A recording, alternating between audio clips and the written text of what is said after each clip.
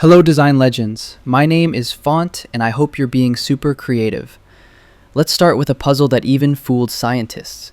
Two straight lines perfectly equal in length, but add little arrowheads to their ends and suddenly one looks longer than the other. This is the Müller-Lyer illusion and it's been studied for decades. Designers and artists use it in perspective drawings and even trained eyes, mathematicians, architects, designers, get it wrong. Why? Because your brain isn't a camera. It doesn't record every pixel. It interprets and groups. It fills gaps and perceives patterns. It takes shortcuts to be fast, efficient, and usually reliable.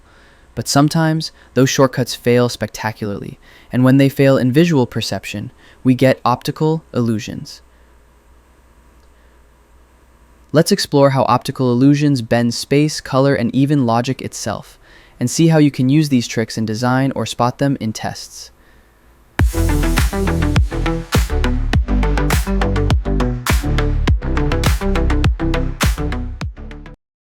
Take the Ebbinghaus illusion.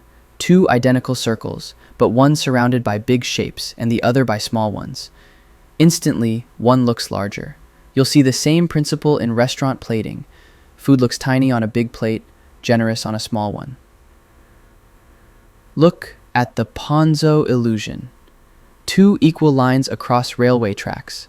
The one higher up looks longer, because our brain interprets depth. Filmmakers use this constantly. Think of dwarf hobbits standing beside humans in Lord of the Rings.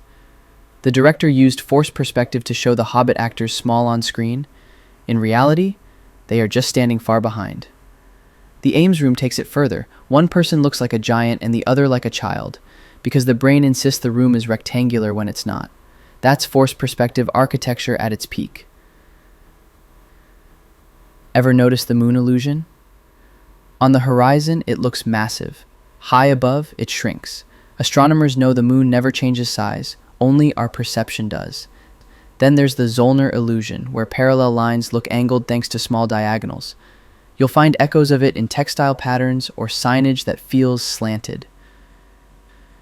And don't be fooled by the Fraser spiral. What looks like a spiral is really just circles.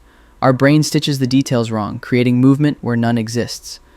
Finally, the cafe wall illusion. Alternating black and white tiles make straight lines look tilted.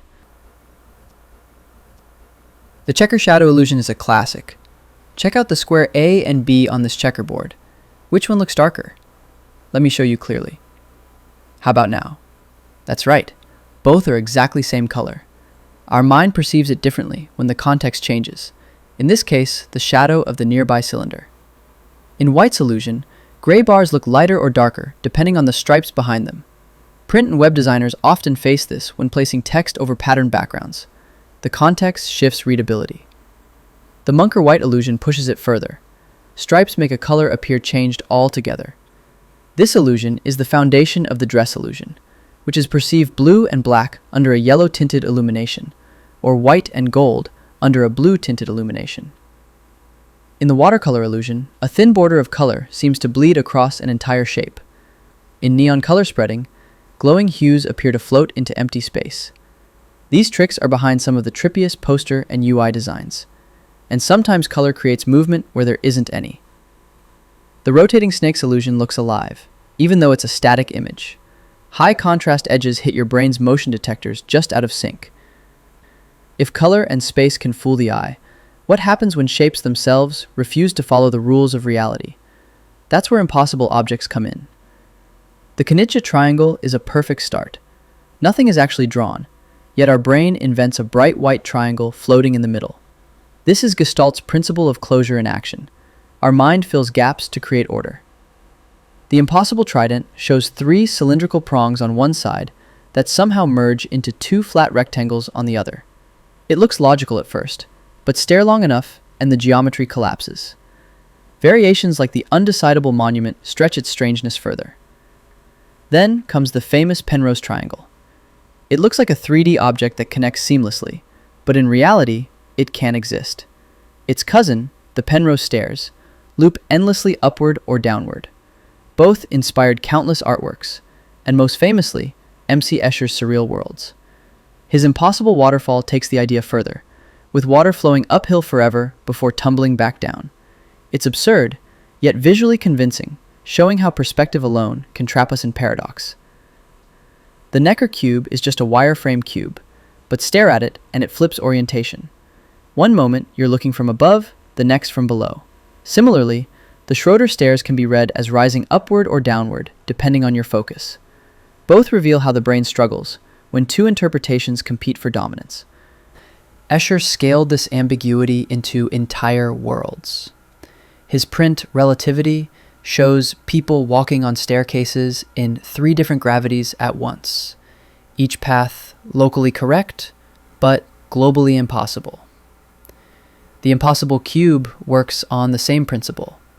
Beams connect in ways that suggest a cube at first glance, but defy geometry when you trace the edges. Optical illusions aren't just puzzles. They quietly shape design. Think of clothing. Vertical stripes make you look taller, while horizontal ones widen the frame, and proper diagonals can emanate a slimming effect.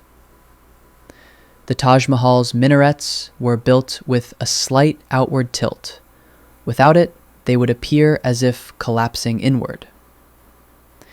In typography, the letter O is always drawn a little taller than other letters, otherwise it looks shrunken next to other letters. Road engineers stretch the paint of speed bumps so drivers perceive them sooner and slow down in time. Sports jerseys enlarge and stretch numbers so they don't look squashed on moving players. Tourists play with forced perspective by holding up the Leaning Tower of Pisa, and mirrors in lifts or narrow hallways double space, tricking the eye into believing a room is much larger. These illusions are more than clever tricks. They're proof that sometimes our eyes and mind don't always agree. Our brain actively interprets, simplifies, and sometimes invents what we see. And for designers, that's powerful. You can avoid being misled by false cues, or wield them deliberately to surprise, engage, and even mesmerize.